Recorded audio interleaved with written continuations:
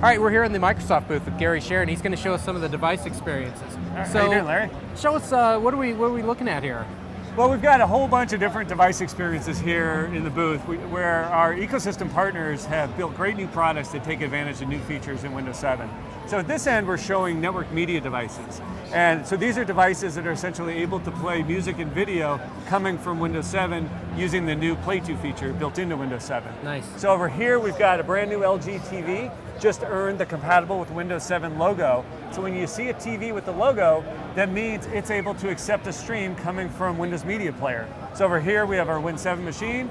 We're sending some video streams, high def, across the network to this device. It's rendering right with technology built into the TV. Nice.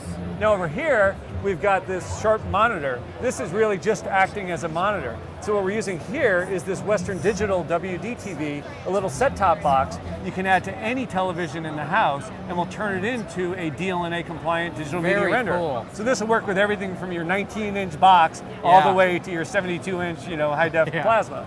And so we've just got this connected with HDMI, and again, Windows Media Player here, sending stream. Here we're sending it some music. I can click ahead, advance the stream, and now it's going to send it a high-def video stream.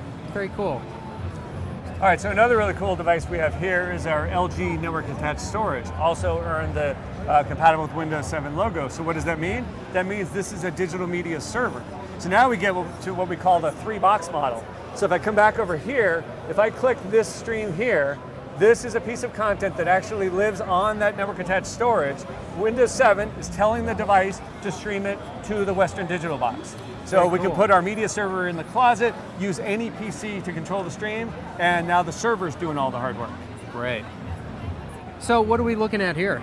So we have here is a couple of add-on touch monitors. So everyone's heard about the multi-touch support built into Windows 7, and most people think you have to go buy a brand new PC with multi-touch support, and there's quite a few out there. A lot of new laptops, a lot of new all-in-ones. But I like my desktop. But a lot of people already have a computer. They say, well, can I add Windows 7 to that computer and add touch? And the answer is yes, you can.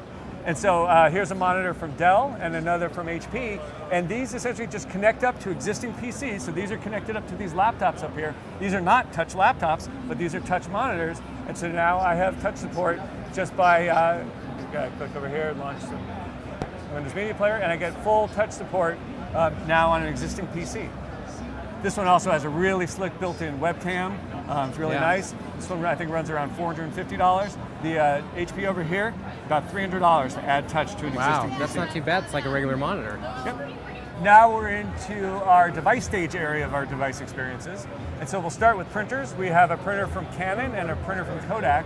If we look up at the screen here, we see a nice window for each one branded by the vendor. So what Device Stage does, provides a platform and essentially a canvas for our partners to give you an immersive experience with their device. So rather than just connecting the printer and printing to it, now the printer manufacturers can control the experience and say, not only will I let you print, fax, and scan from here and do all these things these multifunction printers can do, but they can add some new capabilities. They can take you out to their website or to their partner's website for additional services. And so it gives you a much deeper, better experience, and also makes the common tasks you do every day, like printing and scanning, much, much easier. Okay, so continuing on device stage, here this is our device stage palooza area. We've got all kinds of different devices. You can see everything from some really nice Nikon and Canon cameras, all the way down to some tiny little Sony and Samsung portable media players. We even have the first cell phone that is logoed for Windows 7 and supports device stage. And so up on the screen, we can see the device stage here for the phone. We can see here's our Nikon camera, and we get common experiences you'd want, like importing photos. But this is a nice DSLR camera, and it's kind of complicated, especially for those of us who only play with point and shoot. And so one of the things that Nikon has done is they've added a bunch of different links to their website to get to additional content, including an online tutorial that teaches you all about how the camera works. And so if you want to know what all the different functions do, you bring up the site, you go, and so right from the interface for the camera, so no hunting around for the manual, you have one deep immersive experience, everything from importing photos all the way to learning all the features. And that's true of basically all these devices. And so since every device has multiple functions, and often you want to buy accessories for them, now the manufacturers control the experience in Windows. They can put anything they want within the device stage window, And all you have to do is plug in the device, bring it up, and you get it, and it looks Has exactly like the your battery, camera. how much battery's left? It tells you how much battery, how much storage? storage, exactly. So you know all the critical information for using this device. Very cool. Well, thanks for showing us this stuff. You bet. Thanks a lot, Larry.